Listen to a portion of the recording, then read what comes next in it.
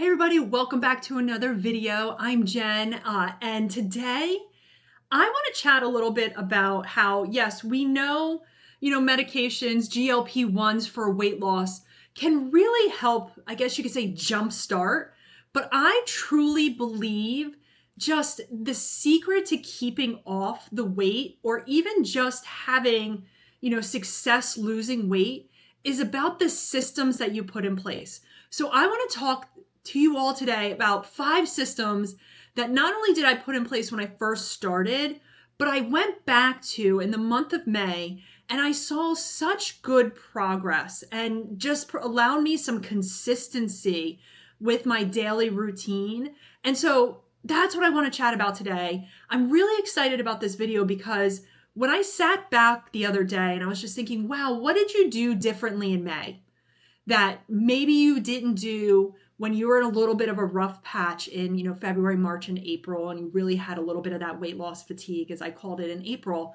And I think it's because I moved a little bit, yes, these systems were in place, but I tried too hard to change things up while I was also trying to figure out, why am I not feeling well? So it's like you're trying to lose weight, you're not feeling well, the weight's creeping up, you're taking a look at your systems. Why can't I do this? Why am I changing that? And it's just taking a step back and taking a deep breath, which is what I did in April, and saying, the systems that you did from day one, they're not anything groundbreaking. It kept you in check. So why are you not doing them right now? And so there's 5 of them. We're going to get into it. But I also want to just, for those that are new to my channel, I started taking Mounjaro for weight loss back in March of 2023.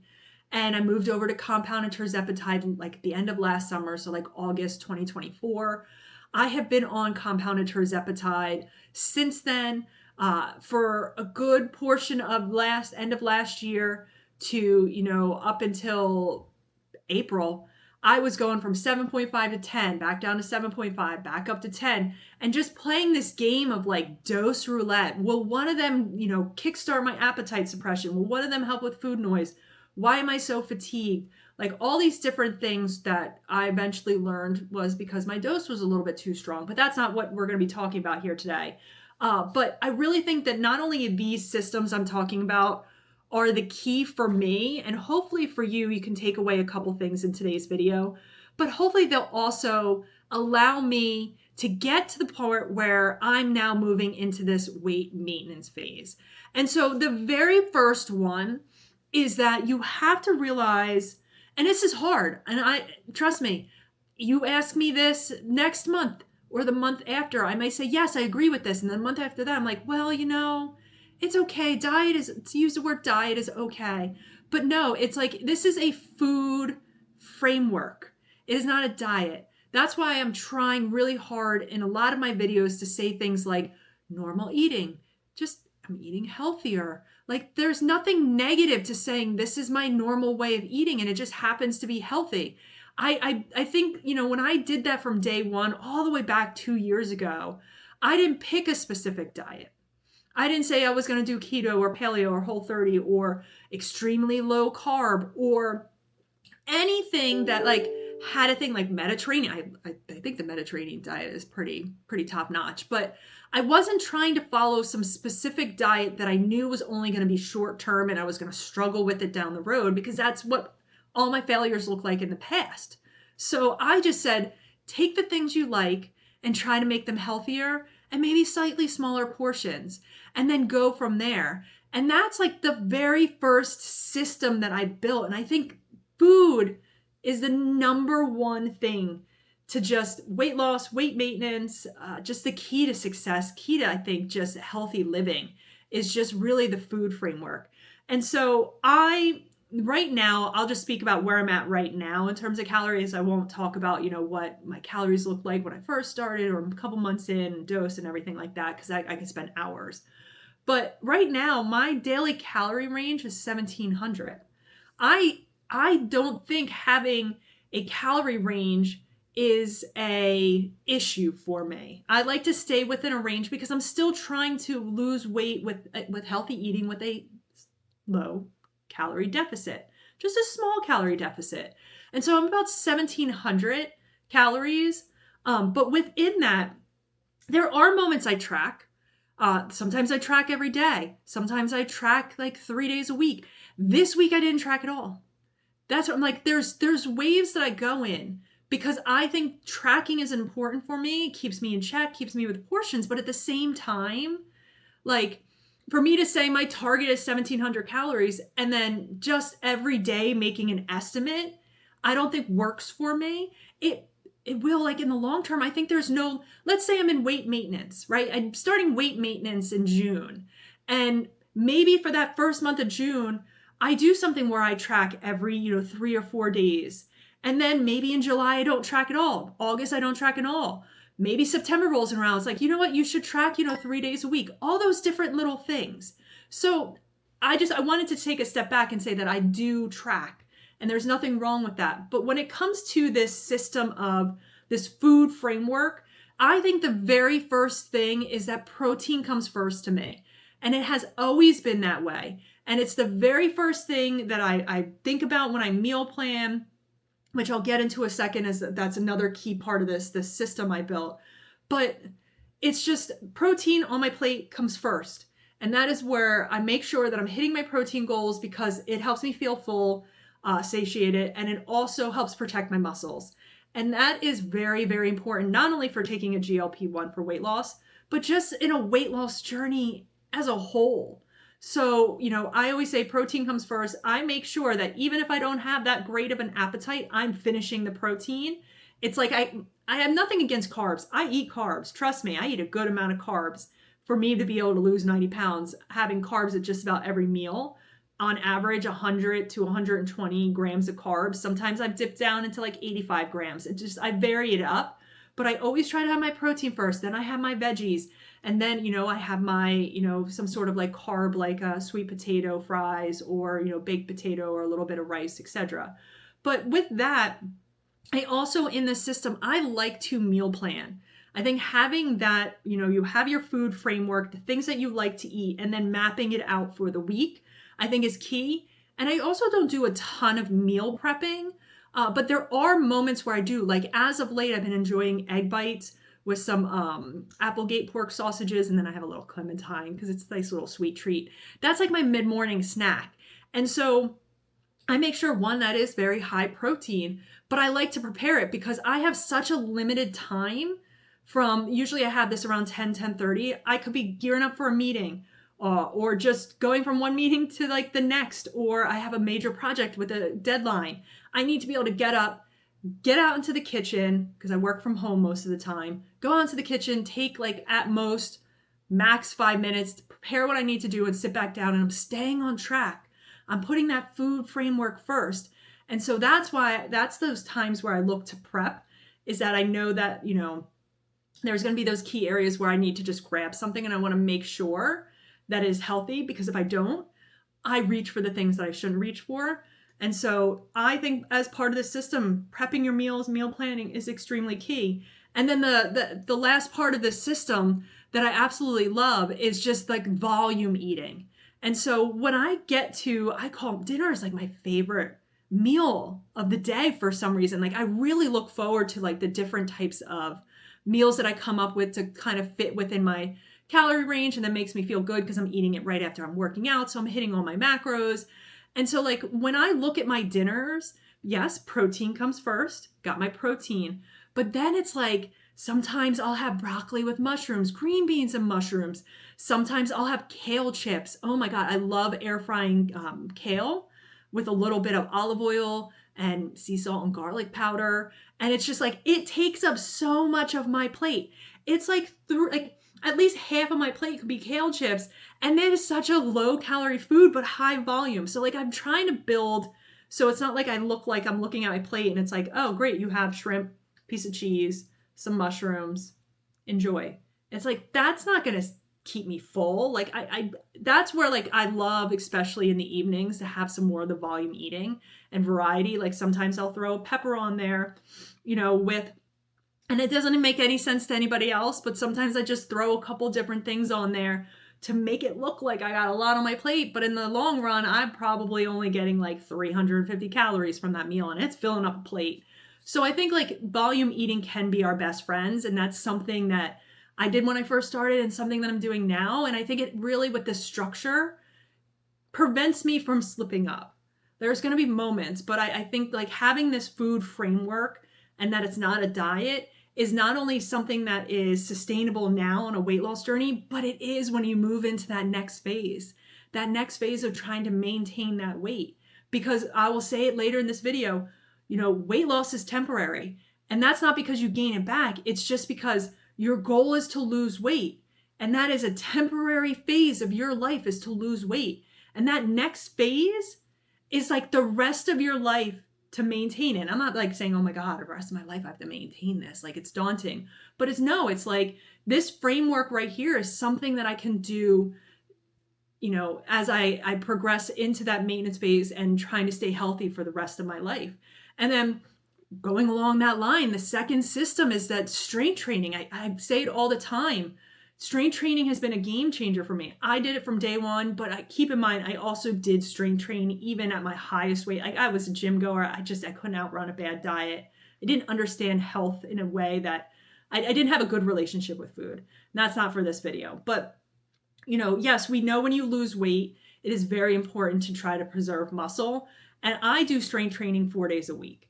I probably will be dropping that to 3 days a week next month, just because I think that I'm trying to find this sustainable balance for me.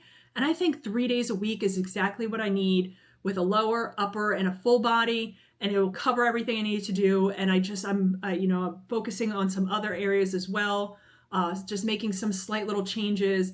But there's nothing fancy at all about my strength training routine. And the interesting thing is that, yes, I have a gym membership. It actually expires at the end of this week. So I won't have it in June. I decided to cancel it because I'm just using the gym in my condo. But I don't do anything super fancy, which allows me to move back into this. And if I wanted to, I could do all of my strength training, if I had to, in my place. In my, what is this? 1,400 square foot? I don't even know what it is. 2-bedroom place. I could do my strength training routine in here with a pair of dumbbells and resistance bands. You don't need a ton of equipment to be able to do squats and lunges, RDLs, bench presses, like, big compound movements, things that are extremely important for you. And we know that, building muscle, like the more muscle you have, the more calories you burn at rest. And that's like, I constantly tell myself, that's why I show up every 4 days a week to the gym and stay consistent. Even on my rough patches, I was at the gym 4 days a week. I was walking every day. Like, those are the things that, I knew they were important for me, and everything else was going to fall back into place.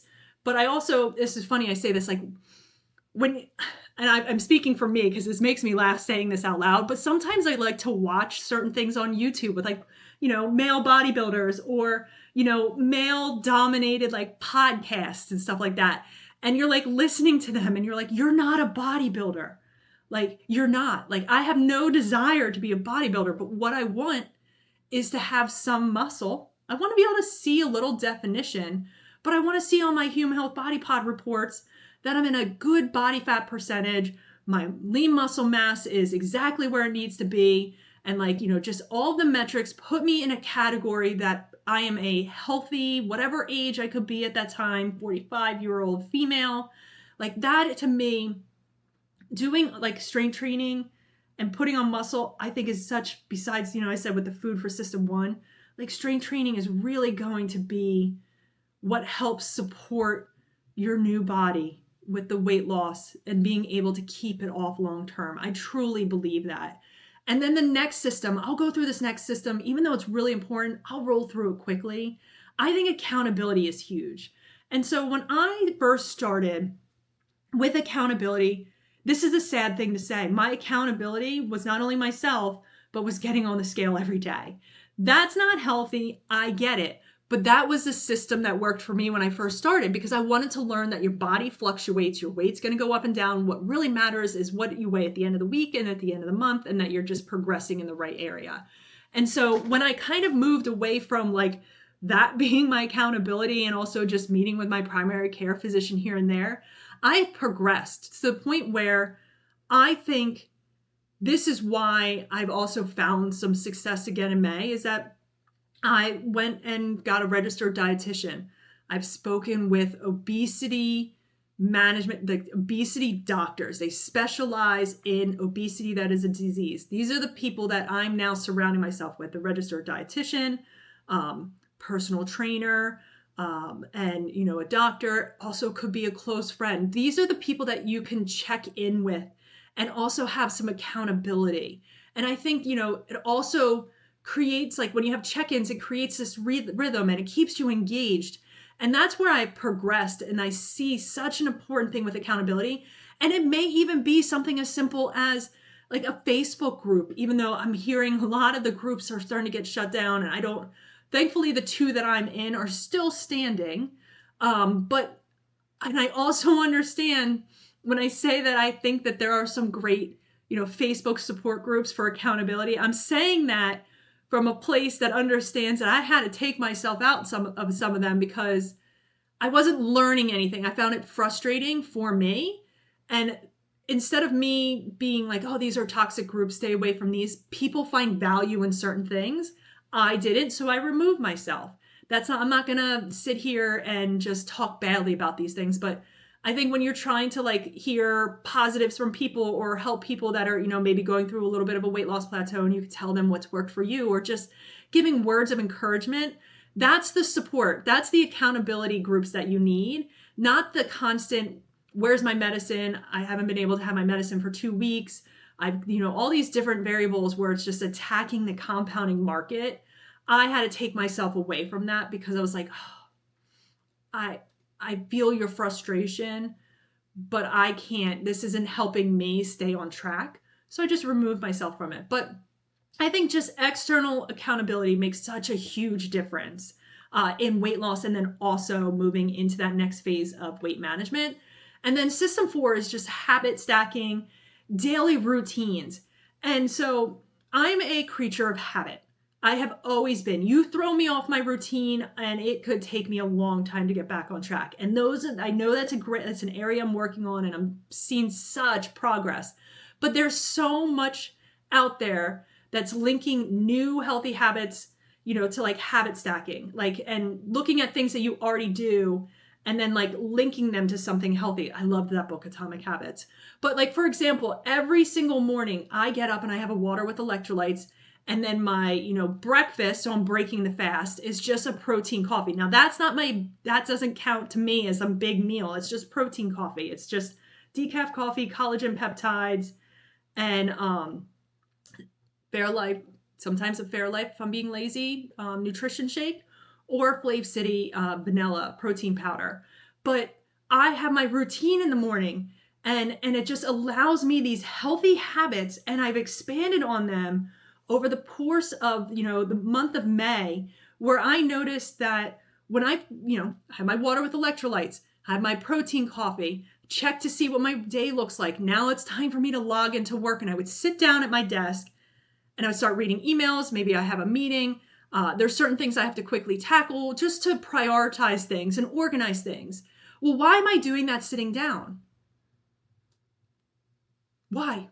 Because I can walk while doing these things. So now, like, that to me has been this system that I built, this second part of my morning routine, I think has really changed the game for me in the month of May. I set my walking pad and my desk up the night before so that when I go right to my desk to start my day, sometimes 7:30 in the morning, sometimes 8 a.m., depending on sometimes earlier, I instantly get on my walking pad, and I right now, I could get a good solid hour to an hour and a half of being able to just walk slowly and organize and do a bunch of work for, the day.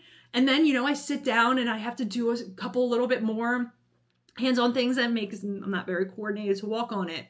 But it's just like I immediately go into these healthy choices, and it just became automatic. Night before, set up my desk, wind down, continue that. So now when I get up in the morning, it's instant. It's like water with electrolytes, your protein with coffee. then you go to your desk and you walk, and then it's like 10 a.m. You go out because you've prepped your meals and you're having your egg bites with your, pork sausages, etc. And it's just like you keep stacking on more and more of these healthy habits that then, like, this system, it's no longer about this willpower to do it. It's just like effortless, and you look forward to doing it. It's part of your daily routine without any struggle.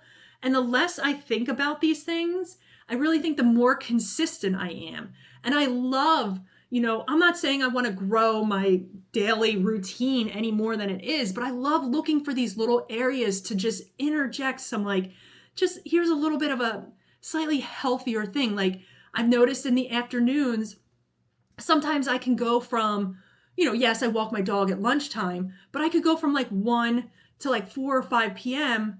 and maybe I've stood up, but I haven't moved much. So like when I go to the gym and work out, I'm a little bit on the stiffer side and I need some time to warm up and do some dynamic stretches. Then now I'm finding that there's a little bit of this window where I can walk again. And so that's where it's just, I think real change starts to happen as you just start looking for little areas to interject some little of these like healthy habits into your daily routine. And the very last one, so system 5, is mindset. And this is one where I think it helps, I read a lot, I watch some podcasts, having some of those accountability partners, being able to talk to registered dietitians, family, friends, all those different people.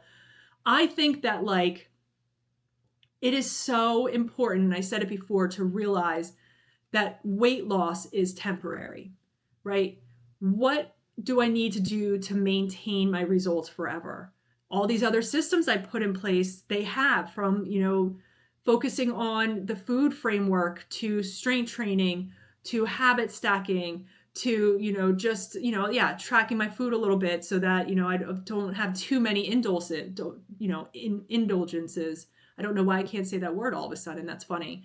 But I do know that I think the biggest thing is this mindset. And I wasn't in the greatest mindset February, March, and April. And I think some of the things started to creep back in, which is like my biggest fear is regaining the weight back. And the truth is that I think that it's just not about losing pounds, but it's about me becoming someone who wants to live a healthier lifestyle and determining what that lifestyle looks like for me and building that framework and building all these other systems into this so that it helps with my mindset. Because even though there was moments where I was just like doubting myself as I saw the numbers go up and it's like, here we go again, I'm going to gain it all back. Just it's medicine or not, I'm just going to gain it, because I didn't have the opportunity to go back up because it was just detrimental. It really was detrimental to my health to increase the dose that I had to go down, which has been a game changer. But I think, mindset is one that it's, even if you're in the weight loss and then you're in the maintenance, mindset is one that just is going to just constantly be the biggest part of my post GLP-1 journey, is just making sure that I am like on top of it, finding ways to continue enjoying the journey that I'm on and remembering why I'm doing these things and learning from others and realizing that, 1 or 2 days or even like a month isn't going to completely derail you. And I think that was, as much as, February, March, and April was really, really tough for me. It opened my eyes that even in the hardest part of my over 2-year weight loss journey, I was able to still consistently do certain things like, going to the gym and walking every single day, different habits throughout the day. It's just, the food noise, the constant fatigue, some of those other things that came back in, knowing now that even though I struggled for 2 or 3 months, I can bounce back. And that's what I did in May. We'll see what June brings. But I don't know, like when I was thinking about like how to wrap up like May and just having such a great month, I started thinking about all of these systems, these 5 systems that I put into place. And I wanted to talk to you all about them today. And I want to know, comment below, what systems do you do? Do you do any of these systems that I talked about here? Do you do anything differently?